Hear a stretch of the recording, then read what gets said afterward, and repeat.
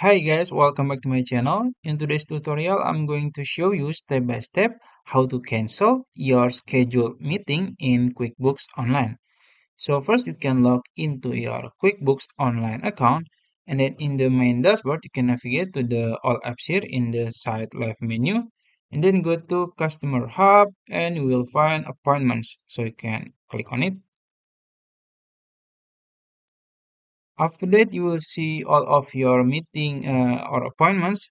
So let's say I want to cancel these appointments or meeting. I'm gonna click this one. And then as you can see, this is the appointment with Armis Bird Sanctuary. So if you want to reschedule, you can click this one. But if you want to cancel it, you can just click cancel. And then you can just add the reason of the cancel appointment. After that, you can just click confirm. And that's it, it's cancelled. So if you found this video helpful, please like this video and subscribe to my channel. Thank you.